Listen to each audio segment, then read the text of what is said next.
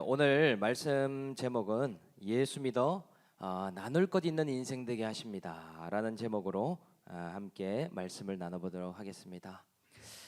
여러분, 코로나 3년이라는 시간이 기억이 나십니까?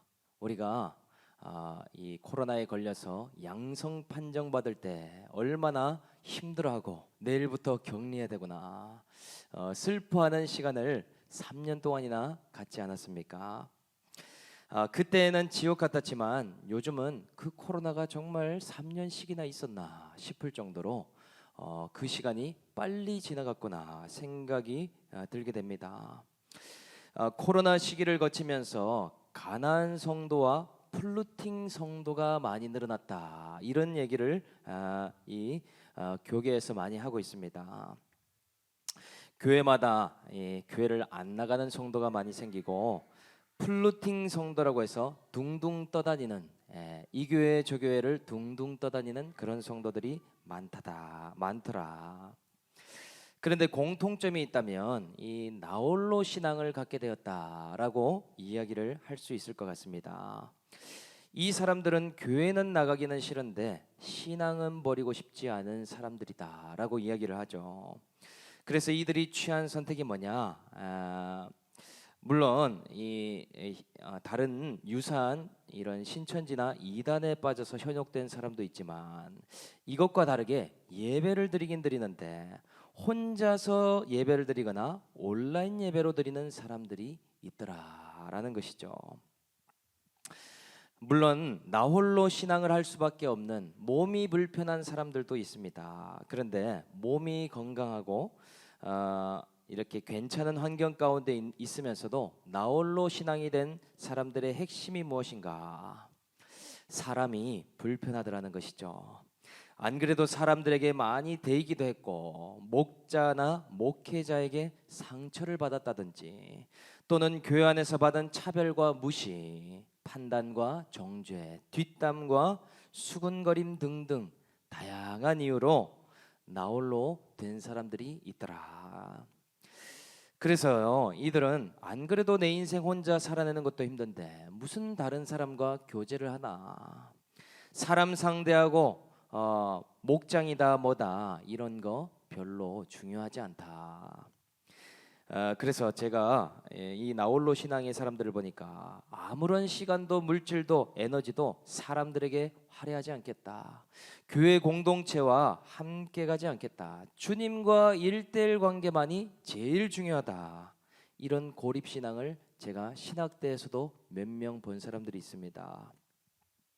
그런데 오늘 이러한 신앙이 무엇이 잘못되었는지를 알 수 있게 해주는 것이 바로 화목 제사라고 이야기를 할 수 있을 것 같습니다.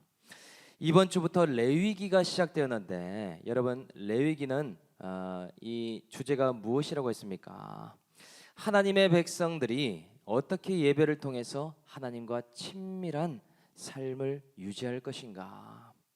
그래서 내용은 예배요, 주제는 거룩이라고 말씀을 드렸습니다. 여러분, 5가지 제사가 기억나십니까? 첫 번째 뭐였죠? 번제. 두 번째 뭐였죠? 소제. 세 번째 뭐였나요?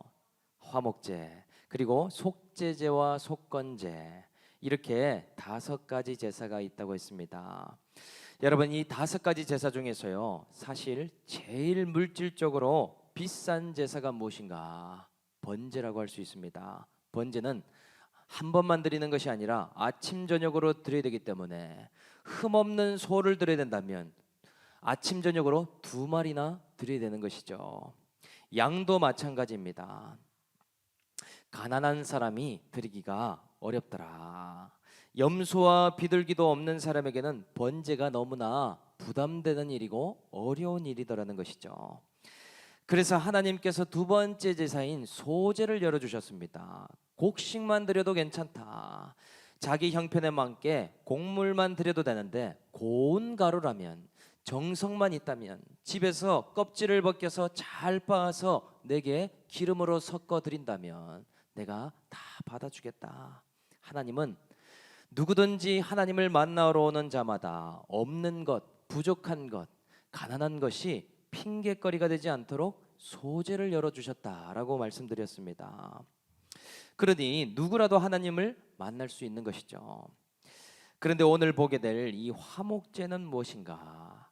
한마디로 하나님과 관계가 회복된 자들이 벌이는 축제의 예배다라고 말할 수가 있습니다. 하나님은 어떻게 예배를 축제가 되게 하셨는가? 오늘 두 가지로 한번 살펴보겠습니다. 먼저 첫 번째는 암수 상관없이 기름만 태워드림으로 함께 나누게 하셨다. 우리 1절의 말씀을 같이 한 목소리로 읽어보겠습니다.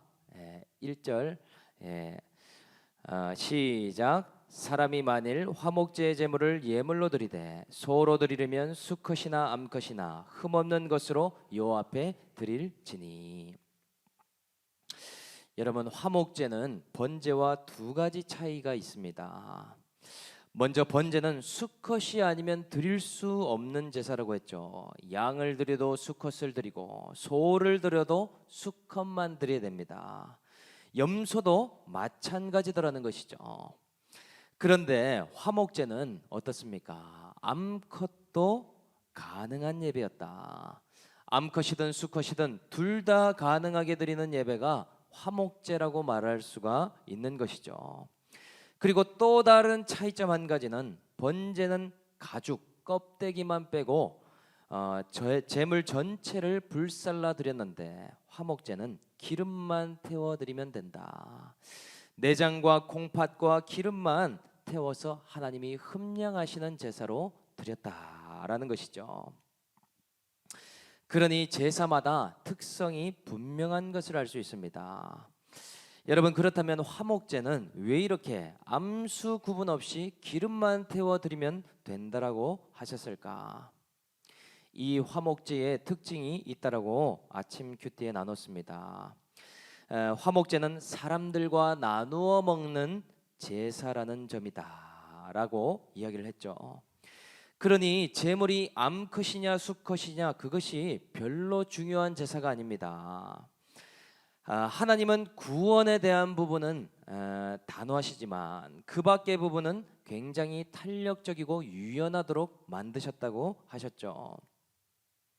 화목제사에는 모두가 하나 되는 것이 중요한 것이지 이 제물의 성별이 중요한 것이 아니다. 수컷을 고집하지 않으시더라는 것이죠. 하나님께 가장 귀한 기름을 드리고 나머지 고기로 사람들과 나누어서 공동 식사를 하며 축배를 여는 자리가 바로 화목제였다라는 것입니다. 이스라엘 백성 모두가 축제의 잔치가 열려지게 되더라라는 것이죠. 그런데 이 화목제를 드릴 때도요, 인간이 얼마나 연약한지 하나님은 그것까지도 고려하셨음을 알 수 있습니다. 여러분, 이웃과 나눠야 된다고 한다면 여러분은 어떤 소를 드릴 것 같습니까? 아주 새거, 좋은 것, 흠이 없는 소보다는 남는 것으로 드리고 싶은 마음이 들지 않겠냐라는 것이죠. 내 자녀들과 배우자에게 흠없는 숫소를 주고 이웃들에게는 좀 마르고 힘이 없는 놈, 또 다리를 절거나 그런 없어도 되는 것을 나눌 생각을 하지 않겠습니까? 그러니 이스라엘 백성들에게 오늘 두 가지를 명령하십니다. 한 가지는 흠없는 소를 드리는데 너희는 회막문 앞에서 그것을 잡으라. 왜 회막문 앞에서 잡으라고 하시는가? 너희들을 모두가 집에서 잡고 알아서 나눠주라고 하면 어떻게 하겠습니까? 집에서 소 한 마리 잡을 거 그냥 비둘기 잡고 소 잡았다고 하자. 그리고 가족 친지들과 함께 나눠 먹고 퉁 치자 하지 않겠습니까? 그리고 세 번 잡아야 될 거 한 번만 잡자고 하지 않겠냐는 것이죠. 어차피 하나님께 드리는 번제만 드리면 되지 무슨 화목제를 이렇게 유난을 떨면서 소를 잡냐. 화목제의 의무만 남고 점점 중요성이 떨어질 것이 분명하더라는 것이죠. 그런데 만약 회막문에서 흠없는 소를 잡으면 어떻게 되겠습니까? 집에서부터 소를 끌고 나오는 그 순간부터 도착할 때까지 번복이 안 되는 것이죠. 변심이 먹히지를 않습니다. 기왕 화목제로 하나님께로 드리려고 나왔으니 이웃에게도 최고의 것으로 나누자. 혹하는 마음도 붙잡아 주시기 위해서 회막문 앞에 드리라고 한다는 점이더라. 사람들의 시선이 있으니 그냥 다시 되돌아갈 수 없습니다. 제사장도 그 회막문에 기다리고 있으니 이왕 신앙 고백한 거 그냥 드릴 수밖에 없도록 만들더라는 것이죠. 저와 여러분들도 마찬가지죠. 하나님께서 우리에게 감동을 주실 때 감사 헌금 또한 건축 헌금, 구제 헌금 이런 것을 드리려고 하는 마음이 왔다가도 그 시간이 딱 지나고 나면 우리가 다음에 드리지 뭐, 다음에 좀 여유 있을 때 드리지 뭐, 그 마음과도 동일하더라. 여러분, 그런데 이 집 앞에서 끌고 나온 소 한 마리 때문에 이스라엘 백성들이 어떻게 됩니까? 번제와 소제는 가난한 사람과 부유한 사람이 명확히 구분되었는데 이 화목제는 가난한 사람이나 부유한 사람이나 마음이 하나 되는 시간입니다. 빈부가 별로 상관이 없어지는 축제더라. 또한 남녀노소 성별이 소용이 없고 노인이든 아이든 불문하고 모두가 파티를 여는 시간이 되는 자리, 그것이 화목 제사의 자리더라. 여러분, 그래서 우리 가정과 공동체가 해야 할 일이 무엇일까? 이 화목제의 제사가 아니냐라는 것이죠. 우리는 신앙생활하면서 참 잘 간과하는 것이 있습니다. 예배는 하나님께만 드리면 되지, 하나님께 회개하고 하나님께 기도만 드리면 되지, 무슨 사람과 이런 관계 맺는 것이 중요하겠어. 그런데 정말 편견을 깨주는 말씀이 오늘 이 화목제사입니다. 5가지 제사 중에 가장 중심에 화목제가 있더라. 그러니 우리 예배의 중심에는 무엇이 있어야 되겠습니까? 우리 같이 예수 믿고 구원받는 이 공동체 지체와의 교제가 반드시 있어야 되더라는 것이죠. 한 말씀 듣고 가는 목장 지체들과 나눔은 필수적인 예배의 요소입니다. 나와 같은 예배의 구조 속에 있는 사람들과 함께하는 시간, 이것이 필수적인 시간이다라고 말할 수가 있더라. 왜냐, 예배 중심에 화목제가 있는 것처럼 이러한 시간들이 우리에게 필수적이다라고 말한다는 것이죠.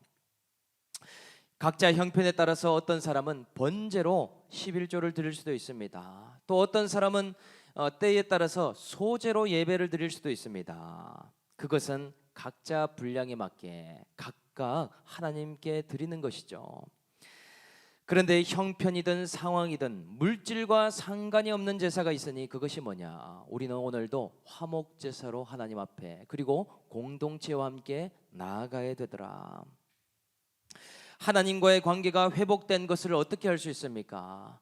내 옆에 지체들과 어떻게 지내는가로 보여지고 나타나더라는 것이죠. 하나님께 받은 은혜를 내 가족 식구들과 직장 동료들에게 나타내는 것이 화목제사의 중요한 의미더라는 것입니다. 그것이 없다면, 주변 사람과 화평케 되는 것이 없다면 하나님께 받은 것이 무엇이 있을까? 우리는 도리어 생각해보게 되더라. 그런데 옆에 사람과 화목하기 어려운 이유가 무엇인가? 걸림돌이 한 가지가 있죠. 그것은 오늘 말씀처럼 하나님도 화목해 하기 위해서 열어두신 것을 우리가 닫아놓고 있더라.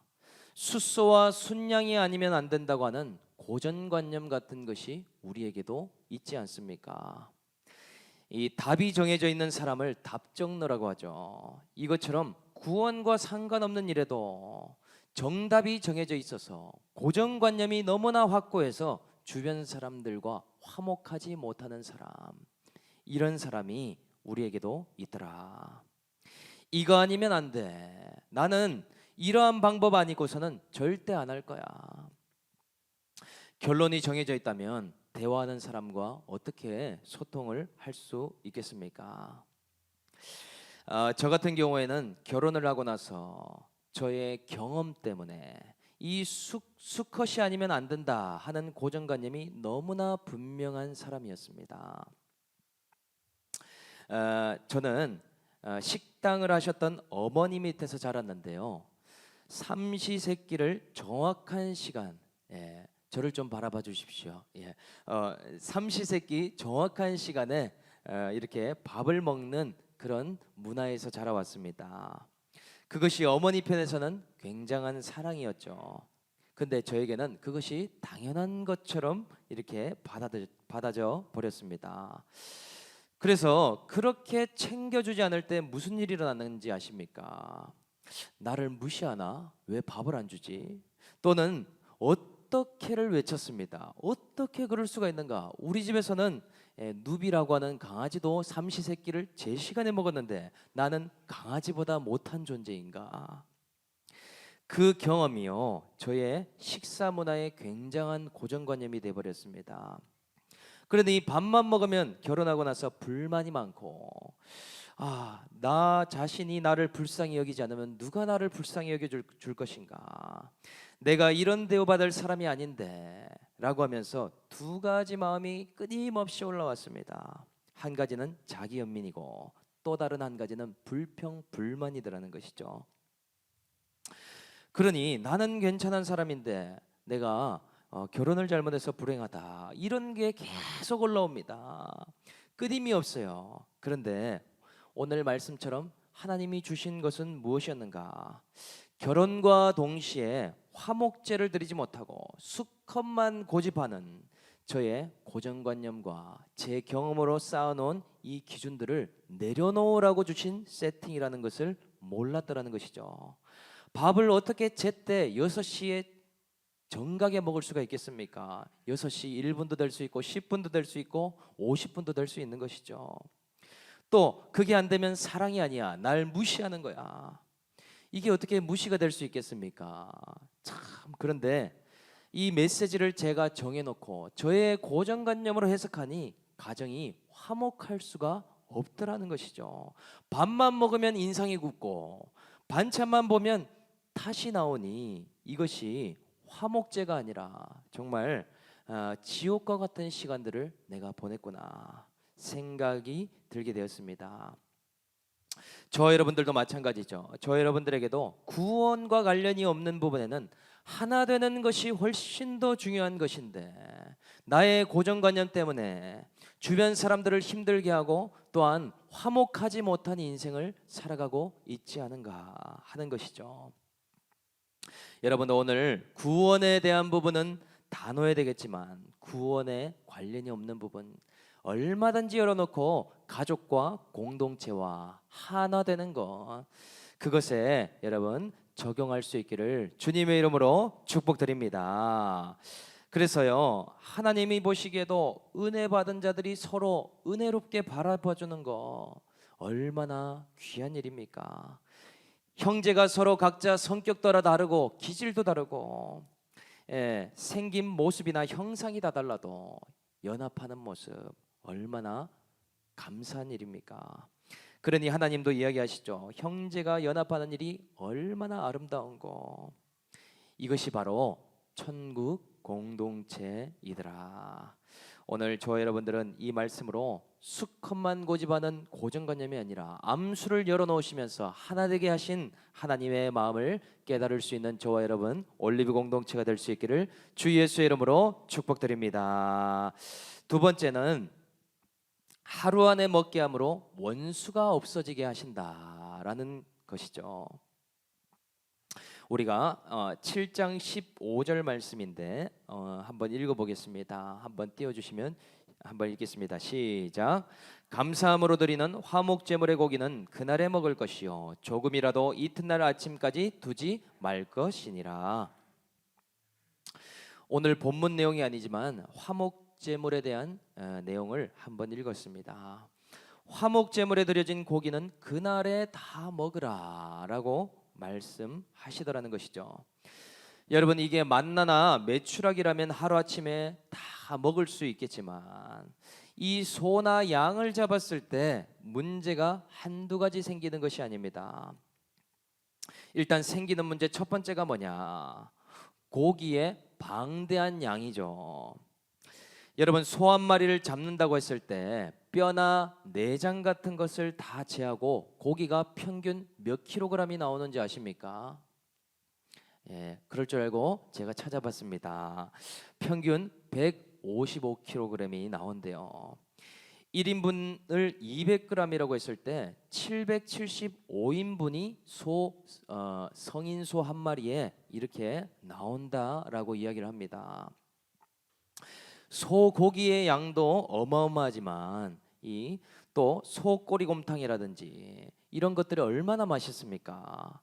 제가 군대에 있을 때요, 소꼬리곰탕 환장하고 정말 많이 먹었어요. 제가 줄을 1번으로 서가지고 밑에 소꼬리가 많이 이렇게 누적이 돼 있거든요. 그것을 건져 먹어야 됩니다. 뼈나 꼬리 그리고 다른 부위를 활용해도 얼마나 많은 음식을 만들 수 있는지 몰라요. 그런데 이 소 한 마리의 음식량이 이 정도나 많더라는 것이죠. 소를 잡았을 때 또 두 번째는 문제는 뭐냐? 어디 보관할 곳이 없다는 것이 문제입니다. 소고기가 얼마나 맛있고 귀합니까? 지금처럼 냉장고가 있다면 먹고 남아도 상관이 없겠죠. 저희 어머니가 이 식당 할 때 보니까 고기 같은 것도 한 팩 한 팩을 다 이 일일이 분류해 가지고 냉동고에 차곡차곡 재워 놓는 모습을 제가 많이 봤어요. 그러다가 고기가 땡기는 날이 있습니다. 그런 날 한 팩을 미리 해동해 뒀다가 그것을 가족끼리 맛있게 먹는 것이죠.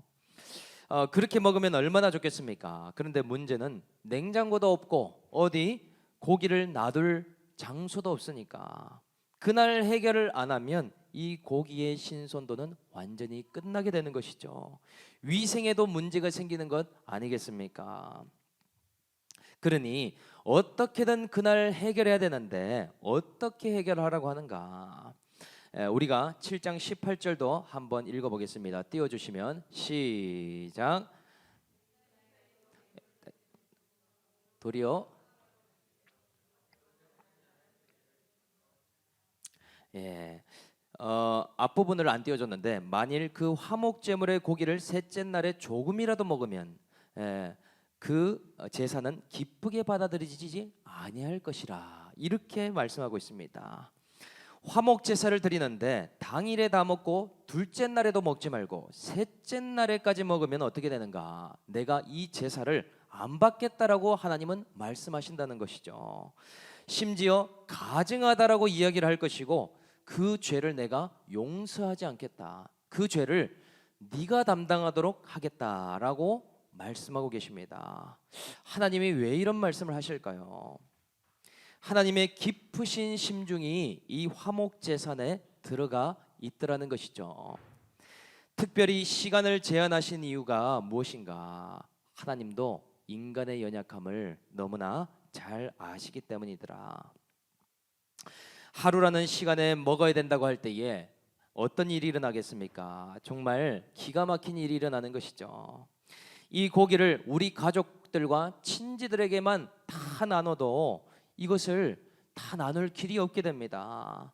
다른 지파에도 찾아가서 함께 나눠 먹자고 얘기되고 모르는 사람들, 내가 무시하고 차별한 아주 과부와 고아와 같은 자들에게까지도 함께 찾아가서 나눠야 되는 것이죠. 그리고 끝판대장은 누구겠습니까? 우리 가정과 원수된 자들, 내가 정말 보기도 싫고 그리고 만나면 불편한 자들, 그 원수된 사람과 그 자녀와 그 배우자에게까지 우리 함께 화목제로 이 고기를 먹어야 되니 제발 좀 함께 해달라고 그렇게 해야 되는 기이한 현상이 일어나더라는 것이죠. 왜냐?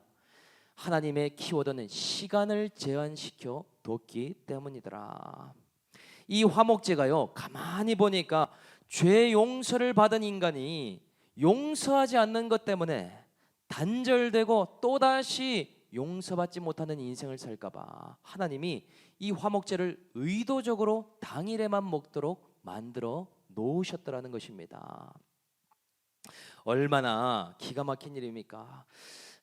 조금만 상처받아도 손 내밀지 못하고 조금만 마음에 걸림이 있어도 벽을 쌓고 살아갈 인간임을 너무나 알기 때문에 이스라엘 백성들아, 너희가 이 고기라도 들고 가서 손 내밀고 용서해라. 내가 너희를 용서해 줬으니까 너희가 이 음식을 함께 하면서 서로 좀 회포를 풀고 갔으면 좋겠다.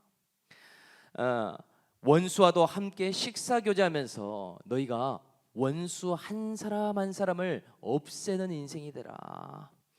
이러한 기막힌 의미가 화목제 안에 담겨져 있는 의미더라는 것이죠. 그래서 말씀대로 적용하지 않고 벽 쌓고 상처받아서 혼자 먹으면 어떻게 된다는 것입니까? 그것은 무효이고 가증한 일이 되며 나에게 해가 되는 그런 신앙의 일이 된다. 기막힌 이상한 예배가 된다라고 말씀해 주시더라는 것입니다. 그러니까요, 구속사적으로 제일 좋은 환경이 어떤 환경인지 아십니까?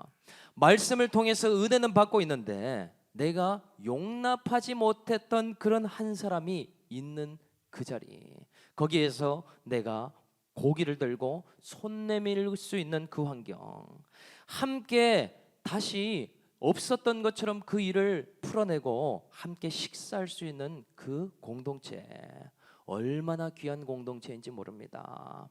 안 맞는 사람은 우리는 손절해야 되고 나에게 피해준 사람은 끊어져야 되고 나홀로 신앙을 자처하는 그런 삶을 살아가지 않았습니까? 그런데 화목제가 축제가 되어서 내 삶의 원수되었던 한 사람 한 사람을 없어지도록 하나님이 인도해 주시더라는 것이죠. 여러분, 오늘 어린이 주일 이 예배가 어떻게 화목제와 같이 축제 예배가 될 수 있겠습니까? 저는 이번 어린이날에 선물을 하나 받았습니다. 뭐 대단한 선물이 아닐 수도 있지만 정말 예상치도 못한 선물이었기에 저에게 굉장히 의미가 있었습니다. 예상치 못한 영상 편지가 하나 날라왔어요. 지난번에는 이 어머니가 양육을 받으시면서 적용을 하는데 저에게 편지를 써주지 않았습니까? 그것도 너무나 감격적이어서 제가 답변을 드렸는데 이번에는 아버지가 영상 편지를 써 온 것이죠. 제가 좀 이따가 방송팀에 틀어달라고 해서 좀 이따 나오겠지만 편지를 써서 그것으로 영상 촬영 한 번도 해보지 않은 아버지가 편지를 쓴 다음에 그 편지를 카메라를 켜놓고 읽어서 보내준 거 있죠. 그런데 지금은 다 크고 장가가고 저는 이 자녀도 있고 목회도 하고 있지만 30년 전에 해주지 못한 것에 대해서 지금이라도 미안했다고, 그리고 내가 앞으로 이 아들을 위해서 함께 기도하면서 든든한 지원군이 되겠다라고 이렇게 고백하는 그런 편지를 제가 받게 됐습니다. 아버지가 절대 그러실 분이 아니거든요. 아버지는 속 이야기를 잘 못하세요. 지지난주에 뵌 분들도 있겠지만 그냥 쓸데없는 농담은 잘하시지만 속에 있는 이야기 절대 못하시는 분이십니다. 그런데 그 아버지가 저에게 지금이라도 늦은 것 같지만 손 내미시고 어린이날에 30년 전에 어린이였던 저를 바라보면서 그 편지를 써주셨다는 것에 정말 감격하게 됐습니다. 그래서 저의 목회의 든든한 지원군이 누군가? 모든 가족들이 저의 지원군이지만 매일 아침마다 큐티 이 링크를 열어놓고 그 말씀을 계속 귀 기울이며 들으시면서 삶에 적용하는 분, 저희 아버지세요. 장모님도 마찬가지지만은 정말 저는 이 아버지가 저의 인생에 왜 항상 방임하시고 저의 삶의 추억을 만들어주지 않았는가, 이것이 저의 주제가였는데요. 요즘은요 때때로 불쑥불쑥 찾아오시고 이번 어린이날에도 찾아오시고 교회도 갑자기 오셔서 너무나 저는 참 감사한 시간입니다. 어떤 면에서는 참 우리가 이렇게 사람들에게 손 내미는 것을 어려워하는 것을 아시기 때문에 시간을 제한해 두신 것 같아요. 과거에는 아버지와 매일매일 함께 집안에 있었지만 요즘은 떨어져 있지 않습니까? 장성했다고 또 결혼했다고 1년에 명절 2번에 만나게 하시고 또 어버이날 이런 날만 연락해서 사랑한다고 고백하잖아요. 여러분, 우리가 연약한 걸 아시기 때문에 하나님은 오늘도 시간을 제한해 두셨습니다. 여러분의 부모님들, 여러분의 자녀들 언젠가는 장성해서 떠날 것이고요. 부모님도 언젠가는 하나님 품으로 돌아갈 날이 가까우고 있습니다. 내가 오늘 그 사람에게 고기를 들고 찾아갈 때 내 인생의 원수와 같았던 자들과 화목하게 되고 화평케 되는 일이 오게 되더라는 것이죠. 하나님, 내가 오늘 그 사람과 함께 식사를 하면 하나님도 나와 대면해서 만나 주시고 응답해 주십니다. 내가 그 사람을 용납할 때에 하나님도 나를 오늘 용납해 주시고 용서해 주십니다. 영적으로 그러한 일이 일어나게 되더라는 것이죠. 그러니 우리의 예배가 축제로 바뀌는 순간은 언젠가 내 인생에 용서하지 못하는 그 원수와 같은 한 사람에게 오늘 찾아가서 그 원수가 나의 지원군이 될 때, 말씀 안에서 가해자와 피해자가 사라지고 은혜 받은 사람들로만 변화될 때, 그것이 우리에게 축제의 예배가 되어지게 되더라. 여러분, 오늘 관계가 막혀 있는 사람이 있습니까? 아니면 내 인생에 내가 피해자라고 그 가해받은 사람을 아직도 원망하고 있습니까? 아직도 불편하다고 내 인생에 묻어두고 살아가고 있는 그 한 사람이 있습니까? 여러분, 오늘 이 화평 제사, 화목 제사를 통하여서 오늘 한 가지 고기로 찾아갈 수 있는 저와 우리 올리브 공동체 모두가 될 수 있기를 주 예수의 이름으로 축복합니다. 이번 가정의 달을 통하여서 하나님께 용서받은 한 가지로 그 사람을 용서할 수 있기를 주님의 이름으로 축복합니다. 하나님께 받은 은혜로 여러분 사람들에게 나눠줄 것 있는 인생 될 수 있기를 주 예수의 이름으로 간절히 축원드립니다. 오늘 말씀을 마무리하며 적용 질문 드리겠습니다. 가정의 달 관계가 회복되어야 할 공동체 사람은 누구입니까? 수컷만 된다고 하면서 하나 되지 못하고 있는 나의 고정관념은 무엇인가요? 이기심을 내려놓고 회막문에 드려야 될 재물은 무엇입니까? 나의 감정도 내려놓고 상처도 내려놓고 재물을 들고 찾아가야 할 이웃은 누구인가요?